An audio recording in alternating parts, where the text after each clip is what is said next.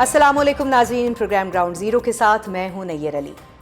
हर गुजरते दिन के साथ अब 27वीं आईनी तरमीम के हवाले से मौजूद सियासी और पार्लिमानी माहौल में गर्मी आ रही है और इसकी बाज़गश्त मुसलसल बुलंद हो रही है। एक तरफ सियासी जमातों की आपस में मुशावरत जारी है तो दूसरी जानिब पाकिस्तान पीपल्स पार्टी कल सेंट्रल एग्जीक्यूटिव कमेटी का इजलास करने जा रही है जिसमें इस तरमीम पर गौर किया जाएगा। ताहम हुकूमती इत्तेहाद के पास ऐवान में नई तरमीम की मंजूरी के लिए 2/3 अक्सरियत मौजूद होने के बावजूद एक अहम तरीन स्टेक होल्डर जमीयत उलमा इस्लाम फे और इसके अमीर मौलाना फजलुर रहमान हैं, जिनसे गुज़श्ता हफ्ते बिलावल भुट्टो जरदारी की मुलाकात हो चुकी है। जबकि आज सेनेटर फैसल वावडा ने मौलाना साहब से उनकी रिहाइशगाह पर मुलाकात के बाद ये अहम बयान दिया है कि हुकूमत 27वीं आईनी तरमीम के लिए मौलाना से रब्ता करेगी और इस तरमीम के हवाले से मौलाना फजलुर रहमान जल्द अपना फैसला करेंगे और इससे कबल वो इस तरमीम का तफसीली जायज़ा लेंगे। अगरचे आईनी अदालत के क़याम को तो पीपल्स पार्टी सपोर्ट कर रही है, ताहम NFC अवार्ड में सूबों के शेयर और वफाक की सूबों के साथ रिलेशनशिप को तब्दील करने की तरमीम को वो सपोर्ट नहीं करेगी, जिसकी तरफ एक वाज़ेह इशारा हमारे गुज़श्ता रोज़ के प्रोग्राम में नवीद कमर भी कर चुके हैं। JUI अब इस सारे मामले को कैसे देख रही है और वो मुमकिना तौर पर क्या मौक़िफ़ अपनाएगी, इस सवाल को करने के लिए हमारे साथ मौजूद हैं जमीयत उलमा इस्लाम फे के सीनियर रहनुमा सेनेटर कामरान मुर्तज़ा साहब। अस्सलाम वालेकुम कामरान मुर्तज़ा साहब। वालेकुम अस्सलाम। आपको शो में खुशामदीद कहूँगी। सेनेटर साहब, ये बताइएगा कि अब तक जो 27वीं आईनी तरमीम का ड्राफ्ट आपके सामने आया है, कोई आया भी है या नहीं, और जिन तरमीम का जिक्र हो रहा है इस JUI फे को, इस तरमीम की क्या समझ आ रही है अब तक? अभी तक तो ड्राफ्ट कोई नहीं शेयर हुआ और सारी बातें ज़ुबानी हैं, और चूंकि सारी बातें ज़ुबानी हैं तो हमें तो अभी तक कोई बात किसी बात की समझ में नहीं आ रही, और जिनको समझ आई है वो यकीनन तबसरा भी कर रहे होंगे, मगर चूंकि कोई डॉक्यूमेंट ब्लैक एंड वाइट में नहीं है तो उस वक्त तक, जब तक ब्लैक एंड वाइट में कोई चीज़ हाथ में ना आ जाए, उस पर बात करना मेरा ख्याल है प्रीमेच्योर हो जाएगा। लेकिन बिलावल साहब ने अपनी ट्वीट के अंदर जो है वो उन तमाम जो नुकात है उनका हवाला दिया है, उन आइन की शिकों का हवाला दिया है जिसमें तरमीम के हवाले से उनको बताया गया है। तो कुछ अहम मुलाकातें आपके साथ भी शुरू हो गई हैं, तो आप तक वो तरमीम जो है और उनकी जो शिकें हैं वो सामने रखी गई हैं आप? नहीं, बिलावल ने जब ये अपना ट्वीट किया है तो उससे पहले जो मैंने पार्टी का मौका पूछा था, जिस दिन पार्टी के साथ जो मुलाकात थी बिलावल की, तो उन्होंने कहा कि पर्ची काल थी, उस दिन तक जो है कोई ऐसी चीज़ नहीं थी। आज वाडा साहब ने मुलाकात की है। वाडा साहब इतने टेक्निकल, मेरा ख्याल है अच्छे आदमी है, मगर इतने टेक्निकल नहीं है, और कोई टेक्निकल बात होती तो मुझे बुलवा लिया भी जाता शायद पार्टी की तरफ से। तो मेरा ख्याल है कि आज टेक्निकल बात नहीं हुई होगी। तो उन्होंने क्या तरमीम के हवाले से वहाँ कोई बात नहीं की 27वीं आईनी तरमीम पर, आपकी हिमायत के हवाले से, वोट के हवाले से? मैंने उनकी बातें जो है ना, जो बाहर निकल के उन्होंने की हैं, वो उसमें जो है ना कोई थोड़ी बहुत जो है ना मुझ तक पहुंची हैं जी। और उसमें तो वो 28वीं तरमीम की भी बात कर रहे हैं, तो अभी तक 27वीं जो है ना कैरी नहीं हुई है, 28वीं की भी बात हो रही है। तो वाडा साहब से मैं यकीनन पूछूंगा फिर जब मुझे मिलेंगे, मेरे दोस्त हैं, कि वो 27वीं क्या है और 28वीं क्या है, मगर स्टिल अभी तक हम अंधेरे में हैं, मासवाए एक आध चीज़ के।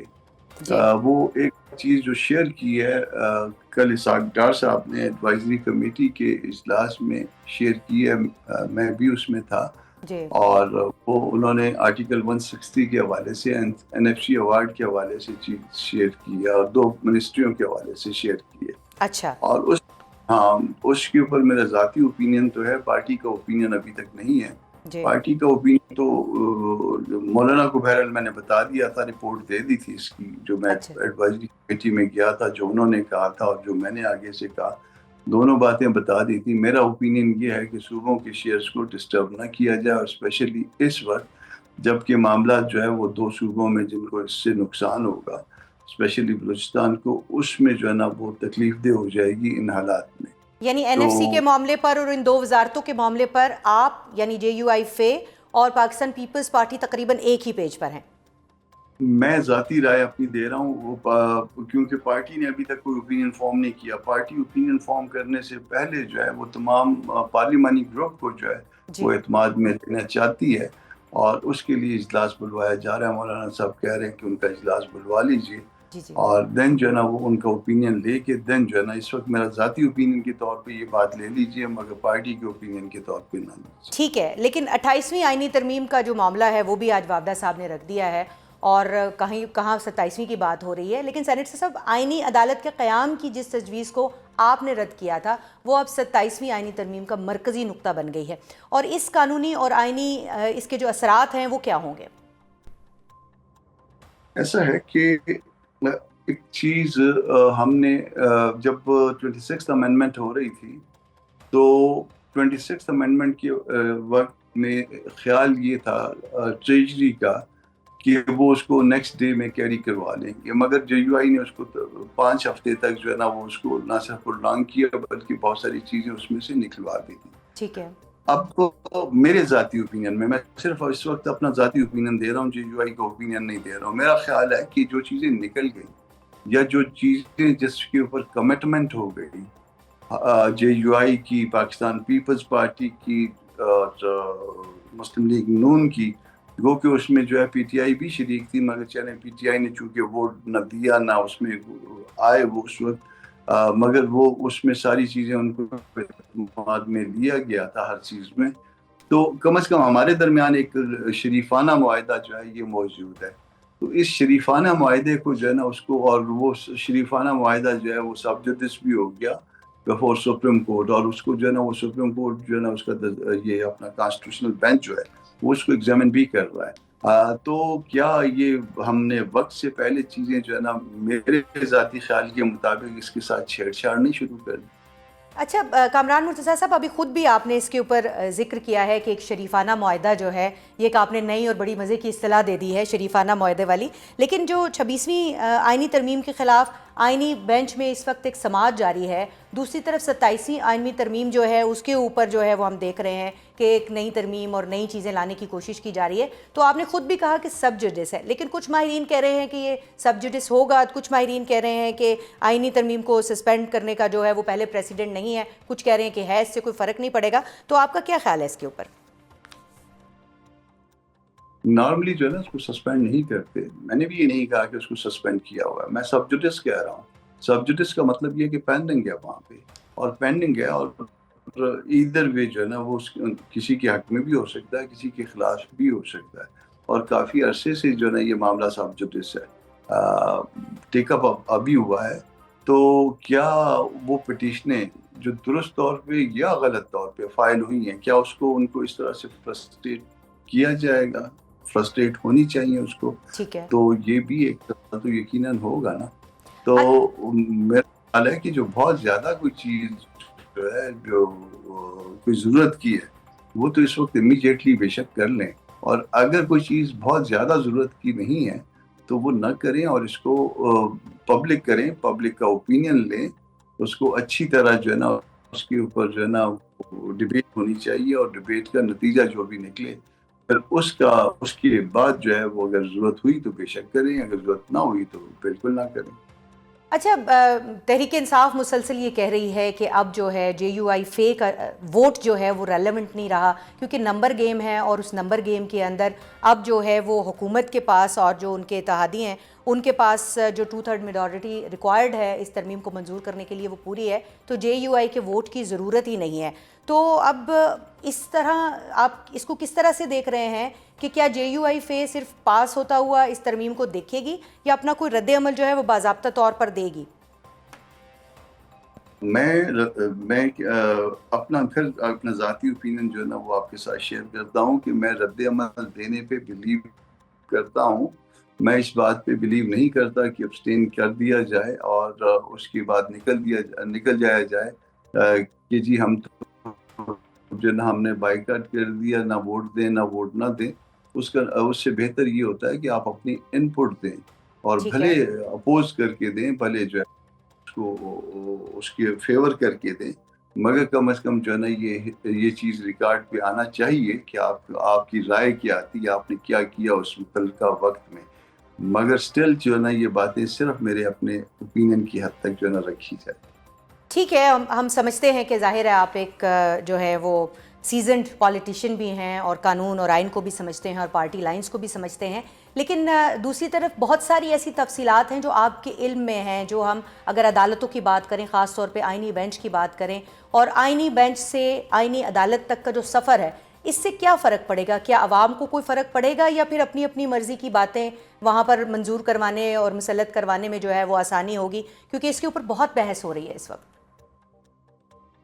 عوام خوار تھی، خوار ہے، خوار رہے گی۔ اس سے کوئی جو نا عوام کے لیے جو نہ یہ عوام کے لیے تھی، نہ عوام کے لیے ہے، اور نہ عوام کے لیے ہوگی۔ لیکن کانسٹیٹیوشن تو عوام کے لیے ہے نا، تو اس کا براہ راست جو اثرات ہیں وہ ظاہر عوام پر ہوں گے بلا شبہ۔ یہ ہم نے یہ کانسٹیٹیوشن بینچ بنایا اور اس وقت ہمیں یہ بتایا گیا کہ جی اس سے بہت فوائد ہوں گے جی، تو اس میں بہت فائدوں میں اور اس کے ساتھ ججوں کی تعداد بھی بڑھائی گئی، اور اس میں بھی بتایا گیا کہ اس کے بھی بہت فائدے ہوں گے۔ تو ایک سال میں وہ فائدے تو عوام نے جو نا اس کو جو ہے نا ان فائدوں کی لوٹ مار میں یقیناً حصہ لیا ہوگا، وہ ایک سال میں جو ہے نا وہ فائدے تو عوام تک پہنچے ہوں گے نا۔ جی، تو اس میں آپ کا آخری کامنٹ میں لینا چاہوں گی کہ اس میں ایک اور چیز جو بہت زیادہ ڈسکس ہو رہی ہے، جس شک پہ بہت بات ہو رہی ہے، وہ یہ کہ چیف جسٹس اور ججز کی جو ایک کنسنٹ تھا، اس کی منظوری جو تبادلوں کے لیے منظوری کے لیے کنسنٹ ضروری تھا، اس کو ختم کر دیا گیا ہے، تو اس کو آپ کیسے دیکھتے ہیں؟ آرٹیکل 200، میں پھر وہی شریفانہ معاہدے کی بات کروں، آرٹیکل 200 والی بات جو ہے وہ پچھلے جو ہے 26 امینڈمنٹ کا بھی حصہ تھی، تو وہ ہمارے ساتھ مذاکرات کے نتیجے میں وہ جو ہے اس کو ڈراپ کیا گیا تھا آئیڈیا۔ اب اس ایک سال کے بعد جو ہے بھلے کہ وہ پرپز اچیو کر لیے گئے، وہ کسی اور ہائی کورٹوں سے لا کے، مگر جو ہے نا وہ ایک چیز جو ہمارے ساتھ طے ہو گئی تھی، وہ طے ہوئی چیز جو ہے وہ دوبارہ جو ہے اس کو ری لانچ کرنا، یہ میرا خیال ہے کہ اس شریفانہ معاہدے کی خلاف ورزی نہیں ہو جائے گی۔ اس شریفانہ معاہدے کی خلاف ورزی حکومت کر دیتی ہے، گارنٹر جو ہے وہ بلاول بھٹو زرداری صاحب تھے، ان کی بھی نہیں سنی جاتی ہے یا وہ بھی اس پر کچھ نہیں کر پاتے ہیں، تو پھر JUI کا رد عمل کیا ہوگا؟ یہ تو فیصلہ جو ہے JUI جو ہے وہ کرے گی اس وقت جب یہ بلیک اینڈ وائٹ میں ان کے سامنے پڑے ہوں گی چیزیں، اور ہم سب اپنی اپنی رائے، میں آپ کے ساتھ اپنی رائے شیئر کر رہا ہوں، ٹھیک ہے، باقی لوگ یقیناً آپ اس اجلاس میں بھی اپنی رائے یہ جو ہے یہ شیئر کریں گے، تو اس کے بعد جو ہے نا وہ اجتماعی رائے سامنے آئے، اس اجتماعی رائے کا میں بھی پابند ہوں گا۔ میری یہ ایک ذاتی رائے تو ٹھیک ہے، مگر اجتماعی رائے جو ہے وہ جو کچھ بنے گی پارٹی کی، میں اس کا بھی پابند ہوں گا اور اسی کے مطابق چلوں گا۔ اور اب پروگرام میں بات ہوگی 27ویں آئینی ترمیم کے تناظر میں عدلیہ سے جڑی ترمیم پر، کہ جن کو اس ترمیم کا بنیادی اور مرکزی نقطہ قرار دیا جا رہا ہے۔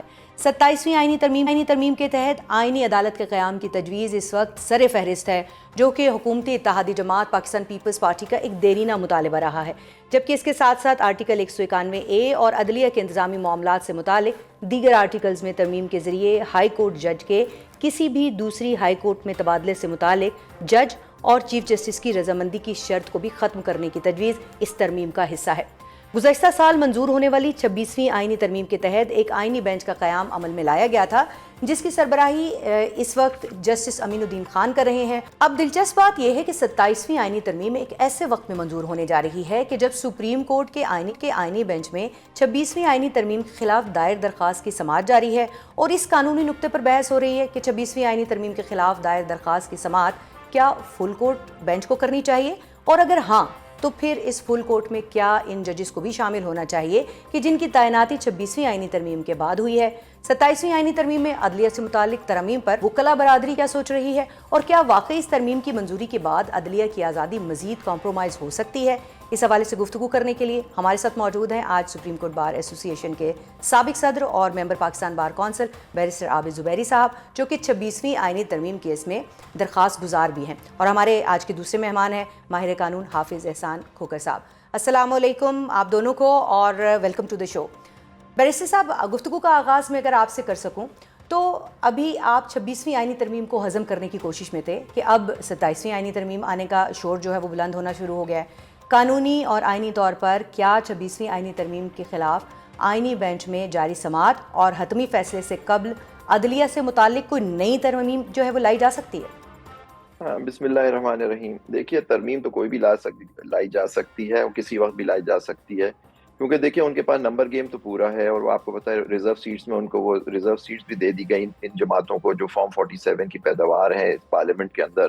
اور پہلے نہیں تھا لیکن اب ان کو دے دی گئی ہیں، تو اس سے ان کی وہ 224 کا فگر تو ان کے پاس ہے، تو کوئی بھی ترمیم وہ لا سکتے ہیں. اور ترمیم پہ ہر وقت یہ کہا جاتا ہے کہ کیونکہ آرٹیکل 239 کے تحت سب کلاس 5 اور 6 میں ہے، وہ تو کوئی بھی ترمیم کر سکتے ہیں اور اس کو چیلنج نہیں کیا جا سکتا، تو ہینس ان کے پاس پورا اختیار ہے وہ آئین کا حلیہ بھی بگاڑ دیں اور یہ وہ، جبکہ اس کے خلاف ججمنٹس ہیں کہ آئین کا بیسک سٹرکچر چینج نہیں کر سکتے.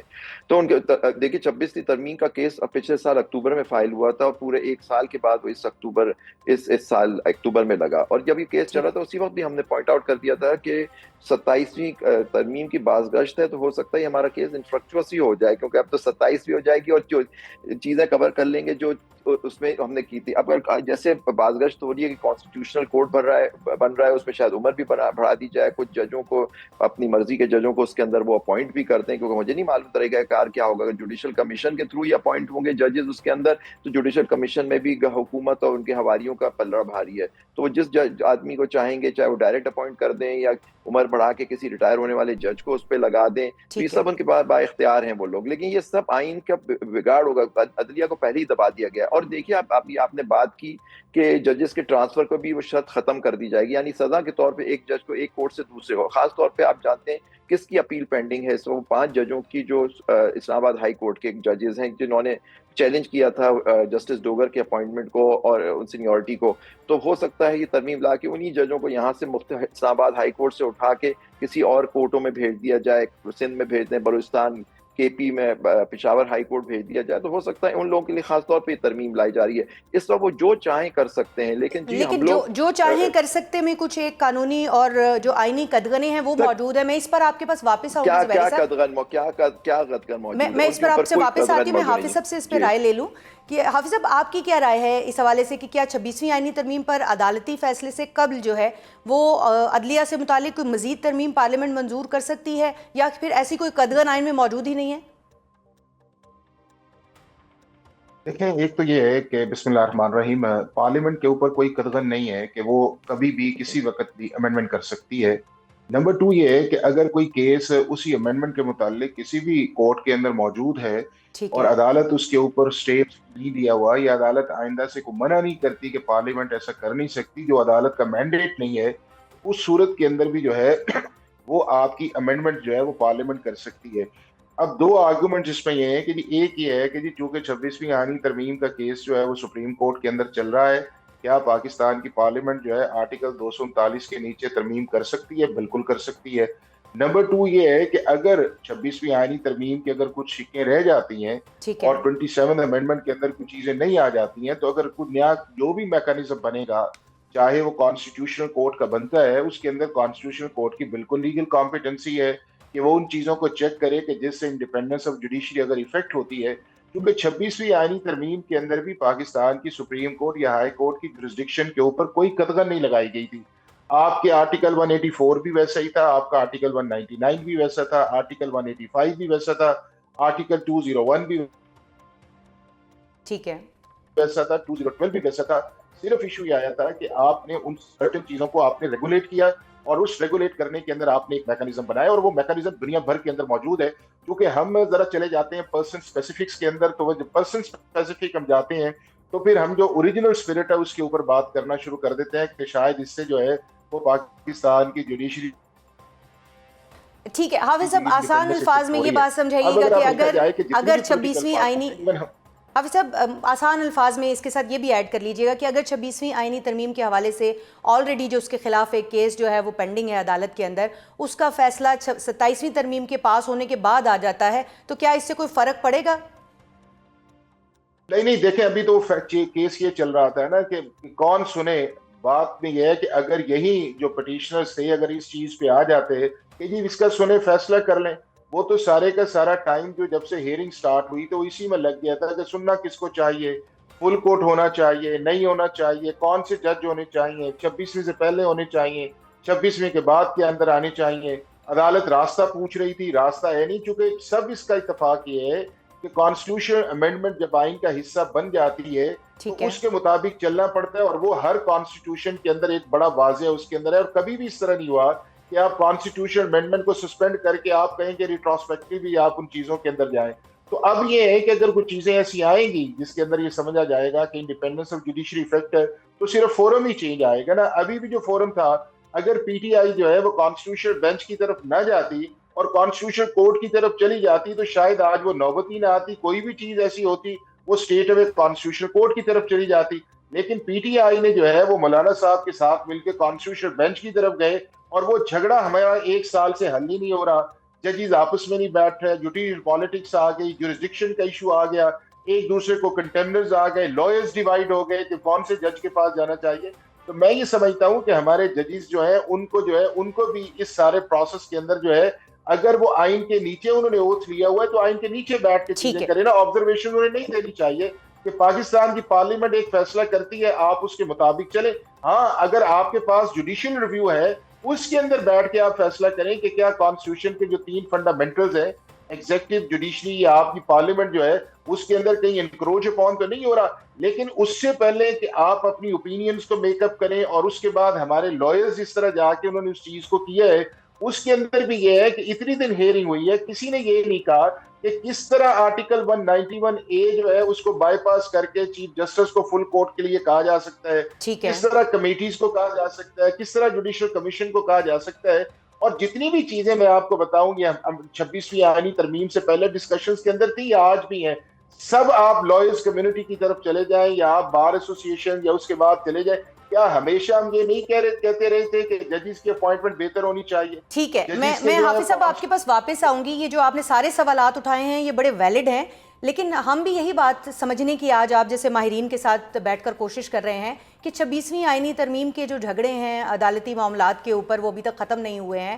تو اب یہ جو 27ویں آئینی ترمیم کی بات شروع ہو گئی ہے، اسی پر میں آپ کی رائے بھی لینا چاہوں گی زبیری صاحب کہ آئینی ترمیم کو سسپینڈ کرنے کا پریسیڈنٹ جو ہے وہ موجود نہیں ہے. یہ ابھی حافظ صاحب نے اس پر روشنی ڈالی ہے، آپ کی کیا رائے ہے؟ اس سے کیا اثرات مرتب ہوں گے اگر یہی سچویشن جو ہے چلتی رہی؟ تو دیکھیں، اب تو جو اثرات ہوں گے وہ تو سامنے آئیں گے. کاش حافظ صاحب اپنی اوپینین دینے سے پہلے یہ سوچ لیتے کہ جو کیس وہاں آرگیو ہے، بے شک 191A کے تحت جو آرگیومنٹ ہوا ہے کس طرح سے اس کو اختیار ہے بینچ بنانے کا، وہ تو ججز نے فیصلہ کرنا ہوتا ہے. وکلا نے اپنے دلائل پیش کر دی، کاش انہوں نے سنے ہوتے تو یہ شاید یہ نہ کہتے کہ ان کو راستہ نہیں دکھایا گیا یا کیا. تو دوسری بات جو مین ایشو یہ ہے کہ اب تو اگر کانسٹیٹیوشنل کورٹ بن جاتا ہے تو یہ کیس بھی ہو سکتا ہے وہیں ٹرانسفر ہو جائے. کورٹ دیکھے گی کہ اب اس میں کیا رہ گیا، کہ انفرکچوس تو نہیں ہو گیا. اب 27ویں ترمیم آ گئی، اب اس کو یہ دیکھنا ہوگا. اب دیکھنا، میں نے دیکھا نہ انہوں نے نہ آپ نے دیکھا، 27ویں ترمیم کس شیپ میں آ رہی ہے، کس طرح سے کورٹ کی کمپوزیشن کو چینج کر دیا جائے گا. سپریم کورٹ کو ایک سول عدالت کے اپیلوں کا اختیار دے دیا جائے گا. جو ہائی کورٹ سے سول کیسز یا کرمنل کیسز آئیں گے وہ سنیں گے. سپریم کورٹ کا کیا اسٹیٹس رہ جائے گا اس کے. کانسٹیٹیوشنل کورٹ اگر بن جائے گا تو ساری 184 185 186 کی جو پٹیشنز ہیں وہاں چلی جائیں گی ساری. اور دوسری بات یہ کہنا کہ 26ویں ترمیم میں ان کو چھیڑا نہیں گیا، بالکل چھیڑا گیا ہے. یہ 184 کی سو موٹو کی پاور اس کو لمٹ کر دیا گیا. آپ دیکھیں 184(3) کی بھی امینڈمنٹ آ گئی. پھر ایک بڑا شور مچایا جاتا تھا بڑے پروگرامز کے، جس میں حافظ صاحب بھی کہتے تھے اپیل کا حق ہونا چاہیے. اس کورٹ اس لا میں 26ویں ترمیم نے کہا کہ اپیل if practicable رائٹ ہوگا، یعنی وہ جو فیصلہ کریں اس وقت تو جج ہی موجود ہی نہیں جن کی اپیل ہو سکے. کیونکہ مین ایشو یہ تھا کہ 184 میں جو غلط استعمال اگر ہوا یا کوئی بھی پارٹی اس سے متاثر ہوتی تھی وہ اپیل نہیں کر سکتی تھی. تو لا کے تحت اپیل بنا کے دے دی، آئینی ترمیم کے تحت نہیں دی. اب انہوں نے اس کے اندر اپیل کا راہ ابھی بھی اس کے اندر نہیں ہے. اس کا حق تو ابھی بھی پریکٹس اینڈ پروسیجر کے قانون کے اندر انہوں نے حق دیا ہوا ہے کہ یہ اس کی اپیل وہاں ہوگی، اور اس میں امینڈمنٹ میں بھی ڈالا ہے انہوں نے. اب اس کو کس طرح سے یہ کریں گے. لیکن مین ایشو یہ ہے کہ کیا یہ طریقہ کار، یہ فورم اور یہ چیز نہیں ہے. پہلے یہ تھا کہ اس وقت پاکستان کا چیف جسٹس اور سینئر ججز کانسٹیٹیوشنل بینچ کا حصہ نہیں ہے. مین جھگڑا جو ہے وہ کانسٹیٹیوشنل کورٹ ہو یا نہ ہو، اٹ از کون سلیکٹ کرے گا ان لوگوں کو، ججوں کو، وہ ایسے ججوں کو جو ابو بورڈ ہوں، جو انڈیپینڈنٹ ہوں، یا وہ ایگزیکٹو سے دبے نہ ہوں، یا ان سے تعلق، ان کا کسی طرح سے تعلق اس طرح سے نہ ہو کہ ان کے بندے ہوں، وہ ان کو بٹھا کے رکھ دیا جائے. کیونکہ دیکھیے ہمارے جو مین پٹیشنز جو ہوتی ہیں ان کا وہ ہوتی سرکار گورنمنٹ کے خلاف، ان کے آرڈرز کے خلاف، لا کی امینڈمنٹس، لا کی. اب اپنی مرضی کے ججز وہاں بٹھا کے آپ کہیں گے کہ میرے خلاف جو فیصلہ ہے وہ میری مرضی کے جج سن لیں. تو یہ تھوڑی ہوتا ہے. دیکھیں اگر جوڈیشری کے پاس جوڈیشری نے اختیار لے لیا تھا سارے جج اپوائنٹ کرنے کا, وہ بھی غلط تھا. تو اب جو ہو رہا ہے وہ بھی بالکل غلط ہے. زبیری صاحب کہہ رہے ہیں کہ یہ غلط ہے, لیکن حافظ صاحب یہ ایک بالکل جینوئن سوال ہے کہ پہلے بھی یہی جھگڑا تھا کہ مرضی کے ججز کا جو ایک سوال ہے وہ ہمیشہ اٹھتا رہا ہے. تو کیا ہمیں آئینی بینچ کے ہوتے اب آئینی عدالت کی ضرورت ہے؟ اور جبکہ پہلے ہی آئینی بینچ آئین سے متعلق تمام معاملات سن رہا ہے اور جو اس کے اوپر جھگڑے ہیں وہ ابھی اس وقت بھی جو ہے وہ ہمارے ناظرین سن رہے ہیں, تو اس کا حل کیا ہے؟ دیکھیں صرف یہ آرگومنٹ کہنا کہ جی ایگزیکٹو کا ڈومیننسی ہے یا اپوائنٹمنٹس ایگزیکٹو کرتی ہے اس سے جج جو ہے وہ نیوٹرل نہیں ہے. اگر اس پرنسپل کو مان لیا جائے تو انڈیا کے اندر جو اپوائنٹمنٹس ہے وہ تو ایگزیکٹو کرتی ہے, وہاں کا پریزیڈنٹ جو ہے وہ اپوائنٹمنٹ کرتا ہے. اگر یہی پرنسپل مان لیا جائے کہ جی ججز کی اکاؤنٹیبلٹی خود ہونی چاہیے, انڈیپینڈنس آف جوڈیشری ہے, انڈیا کے اندر تو پارلیمنٹ ان کی اکاؤنٹیبلٹی کرتی ہے, وہاں پہ ایس ٹی سی کا کوئی کانسیپٹ نہیں ہے. امریکہ کے اندر چلے جائیں تو وہاں کے اوپر پارلیمنٹ جو ہے وہ آپ کی سپیریئر جوڈیشری جو ان کی سپریم کورٹ کی اپوائنٹمنٹ کرتی ہے, پبلک ہیئرنگ کے اندر کرتی ہے, اور اس کے بعد جب وہ جج بیٹھ جاتا ہے تو کبھی بھی یہ نہیں کہا گیا کہ جی چونکہ ایک ڈیموکریٹ سے تھی ان کی اکثریت ہے اس کے اندر تو لہذا یہ ہے کہ وہ شاید جج جو ہے وہ نیوٹرل نہیں رہا. اسی طرح برطانیہ کے اندر جو ہے وہ ایک ایکٹ آف پارلیمنٹ جو بنا ہوا ہے اس کے نیچے جا کے جو امینڈمنٹس جو ہے وہ کی جاتی ہیں تو اس سے کبھی بھی یہ نہیں کہا کہ جی اس کے اندر یہ انپٹ آیا تو اس سے شاید جوڈیشری جو افیکٹ ہوئی ہے. پرابلم یہ آئی ہے, اور ابھی بھی دیکھ لیں کہ پاکستان کے جتنے بھی بڑے ججز کے آپ کو نام آئیں گے جو 73 کے کانسٹیٹیوشن سے پہلے بنے ہوئے تھے وہ تو سارے کے سارے یہ ریونیو سروس کے اندر آئے تھے یا ایگزیکٹو کی اپوائنٹمنٹ اس کے اندر آئی تھی. جب 73 کے اندر ہم نے میکانزم دیا, 96 تک آپ کی اپوائنٹمنٹ جو آئی ہیں جتنے بھی اچھے ججز آئے ہیں وہ دونوں کی کنسلٹیشن سے آئے ہیں. جب سپریم کورٹ نے خود کہا کہ میننگ فل کنسلٹیشن ہمارا ہے, اس کے بعد یہ پرابلم شروع ہو گئی ہے کہ ہمارا لائکنگ یا ڈس لائکنگ والا آیا ہے. اور رہی صحیح کسر جو ہے افتخار چودھری صاحب نے 115 جج نکال کے جو ہے وہ کہہ دیا کہ نہیں جی جو کریں گے ہم کریں گے, ہمارا ٹریٹ آئے گا.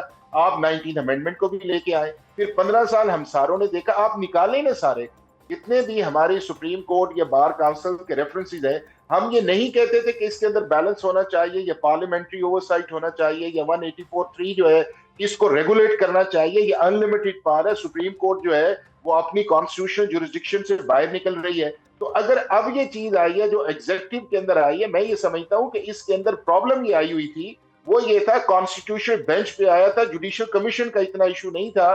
حافظ صاحب آپ کو نہیں لگتا, جو زبیری صاحب نے بھی ابھی آرگومنٹ دیا ہے کہ یہ جو ایک ترمیم کی جا رہی ہے جو آپ بھی بات کر رہے ہیں کہ ایگزیکٹو کے پاس تمام اختیارات جائیں گے, اس سے کیا بیلنس آؤٹ نہیں ہوگا؟ نہیں, میں آپ سے بتاؤں نا جی کہ ایگزیکٹو جو ہے آپ کے پاس جو ہے آپ کے پاس آپشن کیا ہے. ایک آپشن کے بعد یہ ہے کہ آپ پیورلی پارلیمنٹ کے اندر چلے گئے, آپ اسے بھی نہیں مانتے, آپ پارلیمنٹ کو ایگزیکٹو کہتے ہیں. اب اس ساری چیز کے اندر جو ہے اگر for the sake of argument اسی جوڈیشل کمیشن پہ چلا جائے, پارلیمنٹ کی جو ایک کمیٹی ہے, قطع کلامی کی معذرت, وہ جو پارلیمنٹ کی ایک کمیٹی بنی ہوئی ہے وہ کس دور پہ کام کرتی ہے؟ کون سا آفیسر ہے جو ایگزیکٹو کا ہے, اس کے اندر اٹارنی جنرل ہے, لا منسٹر ہے, آپ کے ججز شامل ہیں, پارلیمنٹیرینز اس کے اندر شامل ہے. ایک نامینیشن جو ہے وہ اسپیکر کی ہے جو 13ویں نمبر کے اوپر جو آتا ہے, باقی تو سارے آپ کے یا ادھر یا پارلیمنٹ کا حصہ ہے یا آپ کی جوڈیشری کا حصہ ہے. پرابلم یہ آئی ہوئی ہے کہ ہم یہ چاہتے ہیں کہ ہمارے بندے آنے چاہیے, اور یہی وہ پرابلم ہے. اگر یہی کمیشن یا اس سے پہلے والا کمیشن جو تھا وہ میرٹ بیس ٹرانسپیرنٹ اپوائنٹمنٹ کرتا تو شاید ہم اس حال میں نہ پہنچے جو اس حال میں پہنچے ہوئے ہیں. ہم ججز کی لائکنگ یا ڈس لائکنگ پہ نہ جاتے. ایک طرف آپ یہ دیکھیں کہ ہم یہ کہتے ہیں کہ فلانے کو چیف جسٹس نہیں بننا چاہیے, اس سے جوڈیشری ایفیکٹ ہوتی ہے, ساتھ ہی ہم یہ کہہ دیتے ہیں کہ اگر یہ شخص آ جائے تو پاکستان کی جوڈیشری جو ہے وہ آزاد ہو جائے گی. یا ایک یا دو فرد سے پاکستان کی جوڈیشری بہتر ہو سکتی ہے یا آزاد ہو سکتی ہے, میرا خیال ہے اس کی انٹرپریٹیشن کے اندر ایشو آیا. اور ابھی بھی یہ ہے کہ اگر یہ گیو اینڈ ٹیک 26ویں آئینی ترمیم کے اندر جوڈیشل کمیشن یا کانسٹیٹیوشنل بینچ کا آیا جو بالکل جو ہے وہ ایک کانسٹیٹیوشنل سکیم کو اس نے پرابلم کے اندر لے کے آیا آپ کے سامنے, ابھی بھی اگر 27ویں ترمیم آ رہی ہے تو میں یہ سمجھتا ہوں کہ اگر اس طرح کی کمپوزیشن بن رہی ہے تو ہمیں کاؤنٹر پرپوزلز کے اندر جانا چاہیے. ہمیں اے پولیٹیکل جو ہے جوڈیشل کمیشن چاہیے, ہمیں اے پولیٹیکل جوڈیشل کمیشن چاہیے. بہت اہم پوائنٹ ہے, ہمیں ایون اے پولیٹیکل بار چاہیے کہ جو حافظ صاحب اب میرے اوپر بھی یہ الزام لگ جائے گا کہ میں جو ہے وہ اپنی مرضی کے مہمان کو زیادہ ٹائم دے رہی ہوں. تو حافظ صاحب مجھے زبیری صاحب کا کامنٹ لینے دیں پلیز. زبیری صاحب, حافظ صاحب کی بات آپ نے سنی ہے, جو اے پولیٹیکل کی بات وہ کر رہے ہیں, اور دوسری طرف جو ہے وہ ہم یہ بھی دیکھ رہے ہیں کہ ہائی کورٹ ججز کی جو دیگر ہائی کورٹس میں تبادلے کے لیے ان کی اور متعلقہ چیف جسٹس کی رضامندی کی شرط بھی ختم کی گئی ہے، تو وہ بھی اسی طرف نشاندہی کر رہی ہے جو کہ ابھی حافظ صاحب بات کر رہے ہیں کہ دونوں طرف سے اپنی اپنی مرضی کے بندے لانے کا جھگڑا ہے، یا اصل میں جو ہے وہ آئینی بینچ سے آئینی عدالت تک کا یہ جو سفر ہے یہ واقعی کچھ عوام کے لیے بہتری لائے گا؟ نہیں، کچھ نہیں لائے گا. پوائنٹ از دیٹ کہ یہ اتنا سمپل نہیں ہے جیسے حافظ صاحب کہہ رہے ہیں. یہ اتنا سمپل نہیں ہے. ٹرانسفر ایک جج کو سزا کے طور پہ کیا جائے گا.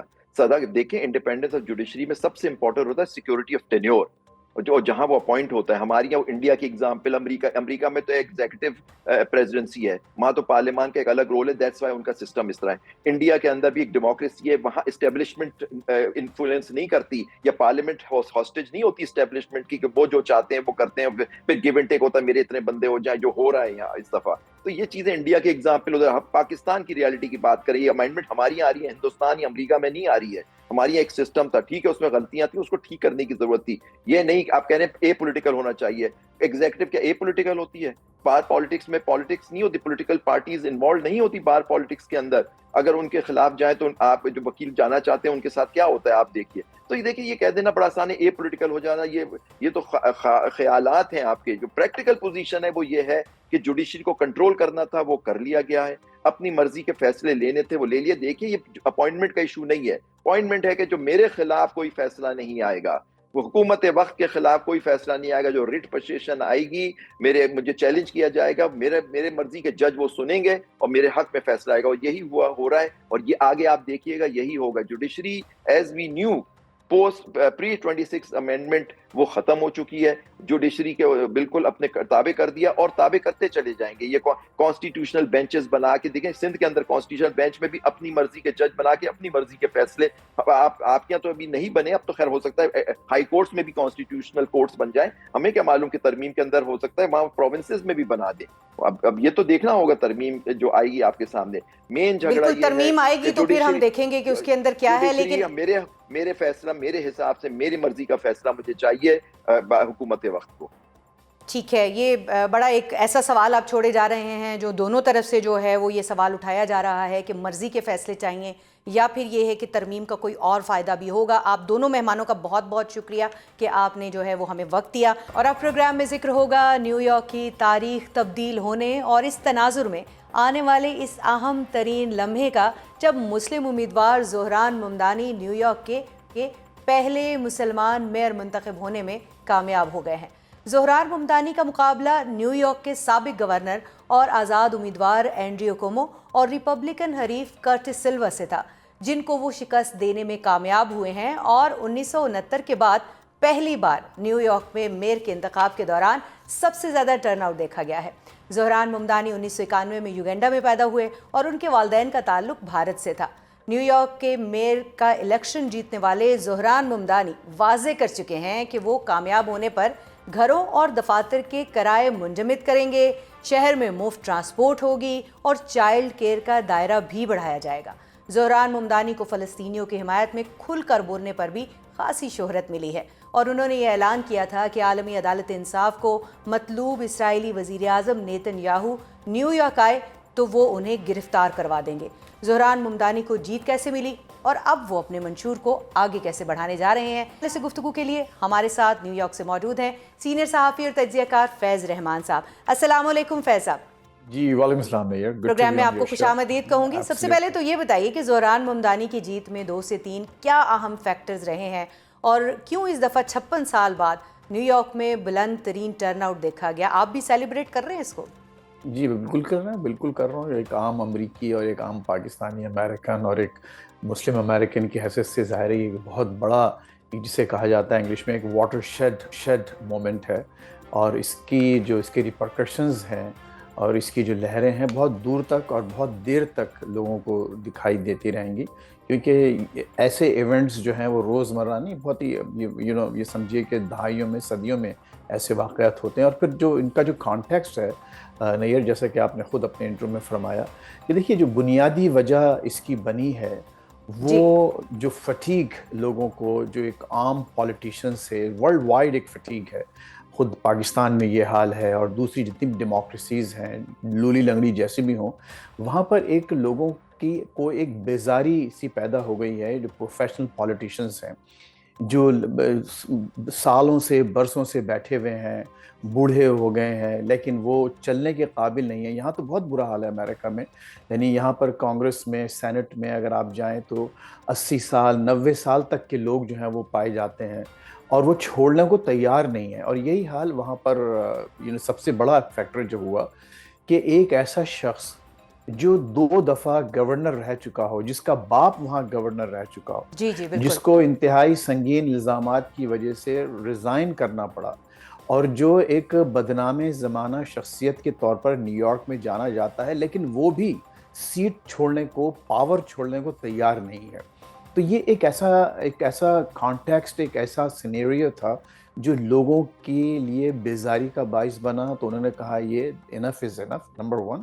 اور نمبر 2 یہ کہ بہت سی جگہوں کی طرح خود پاکستان میں یہ حال ہے, امریکہ کے تمام بڑے شہروں کا یہ حال ہے, لیکن نیو یارک دیکھیے نیئر, اس وقت جو امریکہ ظاہر ایک کیپٹلزم کا موجد ملک ہے, یہیں سے کیپٹلزم شروع ہوا, اور نیو یارک اس کیپٹلزم کا کیپٹل ہے, جہاں کہ ایک وعدہ یہ کیا گیا تھا کہ تمام لوگوں کو ہر ایک اچھی لائف پرووائڈ کی جائے گی. لیکن آج نیو یارک میں ایک عام آدمی کی کو زندگی گزارنا محال ہو گیا ہے. اچھا فیض, یہاں پر ایک سوال بھی ایڈ کر لیجئے گا کہ آپ کو لگتا ہے کہ ممدانی کو اپنے سوشلسٹ ایجنڈے کی وجہ سے عوام میں اتنی پذیرائی ملی؟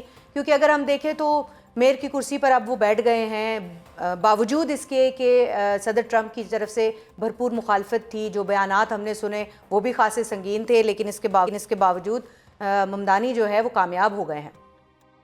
نہیں, میرا اپنا خیال یہ ہے کہ ان کی جو اکثریت, ووٹرز کی اکثریت کو یہ معلوم بھی نہیں ہوگا کہ سوشلزم کیا ہوتا ہے اور سوشلسٹ ایجنڈا یا سوشلسٹ جو ایک نظریات ہیں وہ کیا ہوتے ہیں. مجھے یقین ہے کہ اکثریت کو یہ معلوم نہیں ہوگا.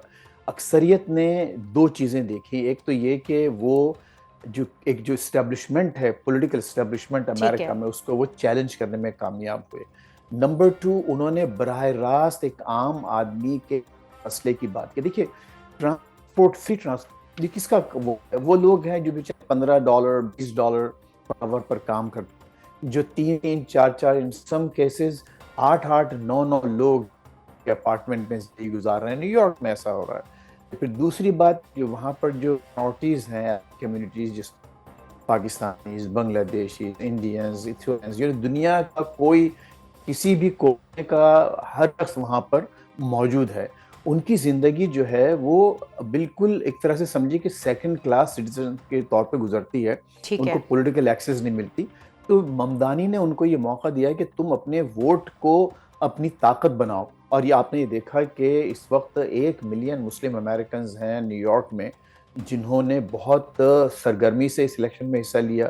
بالکل, ووٹ کو عزت دو کا جو ایک وہ نعرہ ہے وہ وہاں سچ ہوتا ہوا دکھائی دے رہا ہے. لیکن یہ بھی بتائیے گا کہ الیکشن جیتنے کے بعد اپنی تقریر میں جو ممدانی نے پہلے 2 نکات جن کے اوپر بات کی ہے, وہ ایک اسلامی فوبیا ہے جس کی کوئی گنجائش نہیں, ان کا یہ کہنا تھا, اور اس کے علاوہ انہوں نے یہ بھی کہا ہے کہ موروثی سیاست کا خاتمہ ہو گیا ہے آج.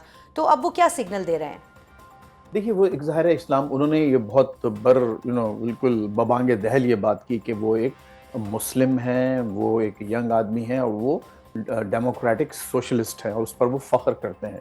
تو یہ بات بہت اہم ہے کہ ایک ایسے ملک میں جہاں بھی کچھ ہی سال پہلے, صرف 24 سال پہلے 9/11 ہوا اور مسلمانوں پر تمام ملبہ ڈالا گیا, اور اب تک یہاں پر کھلے عام it's an open season on Muslims here, کہ ان کو جو ہے مسلسل ان کے بارے میں جو ہے بڑے ہی قبیح قسم کے جملے استعمال کیے جاتے ہیں اوپنلی, پریس میں, ٹی وی پر, ہر جگہ.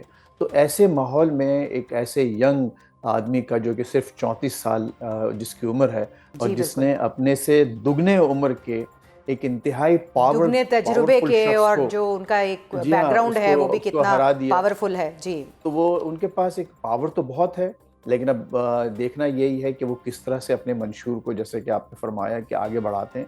لیکن مجھے اچھی امید یہ ہے کہ منشور کیسے کمپلیٹ ہوتا ہوا یا اس پر عمل درآمد ہوتا ہوا آپ کو دکھائی دے گا فیض, جب صدر ٹرمپ جو ہے وہ انہوں نے الیکشن جیتنے والے ممدانی کے حوالے سے کہہ دیا کہ نہ وہ ان کو فنڈز جاری کریں گے, اور اس کے بعد یہ ہے کہ نیو یارک اور واشنگٹن جیسی جگہ کے اوپر فنڈز نہیں ہوں گے تو یہ وہ دریا میں رہ کر جو ہے وہ مگرمچھ سے بیر والا معاملہ نہیں دکھائی دے رہا آپ کو؟ تو کیسے وہ اپنے منشور کے اوپر عمل درآمد کریں گے؟ بالکل صحیح کہا آپ نے، مگرمچھ ہی نہیں بلکہ بہت سے بھیڑیے بھی آس پاس منڈلا رہے ہیں اور خود نیو یارک میں ایسے ہوں گے. لیکن دیکھیے امریکہ بہرحال آپ کچھ بھی کہیں ایک ڈیموکریسی ہے، ایک اسٹیبلشڈ جمہوریت ہے، اور یہاں پر صدر ٹرمپ کی آپ خود دیکھا کہ یہ خود ایک بہت بڑا واقعہ ہے کہ اپنی پوری کوشش، پوری طاقت اور پورا طاقت کے نشے میں گم ہونے کے باوجود وہ اس الیکشن میں ممدانی کو نہیں روک سکے. انہوں نے اپنے جو بلینئر فرینڈز ہیں، دوست ہیں، ان کی مدد سے کئی ملینز آف ڈالرز ان پر خرچ کیے ممدانی کے خلاف، لیکن اس کا الیکشن نہیں روک سکے. تو یہ جو فیڈرل فنڈز ہیں، یہ تو پہلی بات تو یہ کہ پورے اوور آل نیو یارک کا جو بجٹ ہے جو کہ خود وہاں سے جنریٹ ہوتا ہے ٹیکسز سے اور مختلف ریسورسز سے، وہ خود اتنا زیادہ ہے کہ فیڈرل ایڈ یا فیڈرل جو گرانٹس وغیرہ اس سٹی کو بہت کم ہوتی ہیں. اور دوسری بات یہ ہے کہ وہ کوئی ہمارے ٹرمپ صاحب کی جاگیر نہیں ہے، وہ ان کی ذاتی پیسے نہیں ہیں، وہ امریکن فیڈرل گورنمنٹ اور شہروں کا حصہ ہے، رائٹ فل. تو یہ تو سپریم کورٹ بھی ان کو الاؤ نہیں کرے گا کہ اس طرح سے وہ گرانٹ صرف اپنی ومس پر، اپنی ذاتی خواہشات کی بنیاد پر روک سکیں. دوسری بات جو اہم ہے، اگر فرض کیجئے کہ اگر وہ کچھ چند ایک آدھ بلین ڈالر روک بھی کریں تو وہاں کی economy hundreds of billions of dollars پر اس وقت محیط ہے، اور وہ اس سے فرق نہیں پڑے گا. نمبر 1. نمبر 2 یہ کہ انہوں نے جو بہت اچھی بات کی ممدانی، انہوں نے کہا کہ اصل جو بات ہے وہ ہے افورڈیبلٹی، اور اس کے لیے ان کو کوئی بہت زیادہ ریسورسز باہر سے نہیں لانے، بلکہ جو اندر کے ریسورسز ہیں ان کو ایفیشینٹلی استعمال کرنا ہے.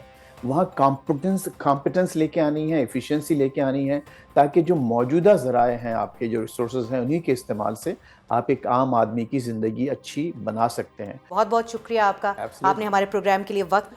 ناظرین، فیض رحمان جو ہے وہ امریکہ کی صورتحال بتا رہے تھے کہ کس طرح سے نیو یارک میں ایک نوجوان مسلم نے آ کر جو ہے وہ وہاں کا نقشہ بدلا ہے، وہاں کی جو سیاست ہے اس کے اندر جو ہے وہ اس کا ٹھہرا ہوا پانی تھا، اس کے اندر ایک پتھر پھینکا ہے. اب آنے والے دنوں میں اس پتھر کے جواب میں جو ہے وہ صدر ٹرمپ کی جانب سے کون سا پتھر پھینکا جاتا ہے، یہ ہم اور آپ مل کر دیکھیں گے. وقت پروگرام کا ختم ہوا جا رہا ہے، اجازت دیجیے، اللہ حافظ.